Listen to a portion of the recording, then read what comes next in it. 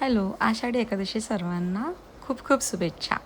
तर आज आषाढी एकादशी असल्यामुळे ते सुद्धा माझ्या पिल्लूची फर्स्ट आषाढी एकादशी आहे. तर मी त्याला छान असा कुर्ता, टिक्का, म्हणजे टिक्का मला विठ्ठलांसारखा लावायचा होता, पण तो रडत होता आणि त्याच्यामुळे त्याने मला काही लावून दिलं नाही. मला जमलंही नाही लावायला.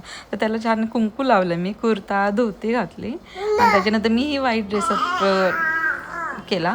त्याच्यानंतर आम्ही खाली इव्हेंटला गेलो. इव्हेंटला त्यांनी विठ्ठलाचं रूप घेतलं, म्हणजे त्यांनी आवरलं होतं आणि नग सगळ्यांना बघत होता. सगळे डान्स करत होते, प्लस छान व्हिडिओज काढत होते, फोटोज काढत होते. तर सगळ्यांना निरखून पाहत होता. विठ्ठल रुक्मिणीसोबत मला त्याचा फोटो काढायचा होता, पण तो काय नंतर झोपी गेला. पण त्यांनी म्हणजे सर्व पाहिलं त्यांनी आणि मग नंतर झोपी गेला. तिथे छान विठ्ठल रुक्मिणीची मूर्तीची पूजा केली. त्यानंतर काय म्हणजे जे विठ्ठल बनले ते सुद्धा एक लेडीजच होते, पण त्यांनी विठ्ठलाचं त्यांना ड्रेसअप करायला सांगितलेलं. त्यांनी खूप छान ड्रेसअप केला होता.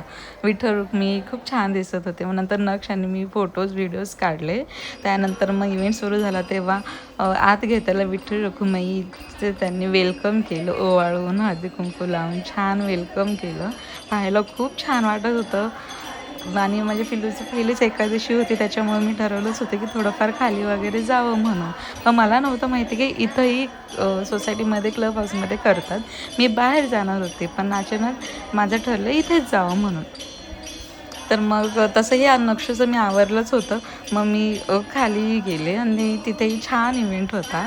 खूप छान सर्वांनी आवरलं होतं. सगळ्यांनी नऊवारी साडी घातली होती. नथ म्हणजे एकदम छान आवरलं होतं सर्वांनी. आम्हीच ड्रेसवरती गेलो होतो. असं वाटत होतं की अरे मी पण साडी घातली असती, छान व्हिडिओज फोटोज वगैरे आले असते. छान विठ्ठल रुक्मिणीचं वेलकम केलं. ते सर्व पाहायला खूप छान वाटत होतं आणि नक्षी पण खूप एन्जॉय केला. असं नवीन काहीतरी त्याला दिसत होतं. त्यानंतर मी सर्वांचे व्हिडिओज वगैरे काढत होते आणि जिथं विठ्ठल रुक्मिणीची मूर्ती ठेवलेली तिथं त्यांनी पूजा केली. ते बघायला खूप छान वाटत होतं सर्व. त्यानंतर सर्वांनी म्हणजे नंतर डान्स वगैरे केला आणि मी तर नक्षूलाच घेऊन बसत. त्याला खूप झोप आली होती, तो रडत होता. मग नंतर त्यांचे डान्स वगैरे सुरू झाल्यावरती मग नंतर नक्ष शांत झाला आणि बघत राहिला.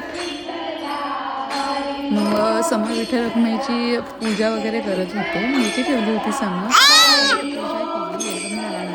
पूजा झाल्यानंतर मग सर्वांनी व्हिडिओज फोटोज वगैरे काढले. मलाही काढायचे होते. पिल्लूला ज्यांनी आवरून आले होते विठ्ठल रुक्मिणीसारखं, पण नंतर नक्षू कोणाकडे जातच नव्हता, झोपेला आलता म्हणून. मग फोटोज वगैरे नाही काढता आले मला त्याचे. नंतर मग त्या थोड्या वेळाने डान्स वगैरे झाला. गाणंही खूप छान आहे.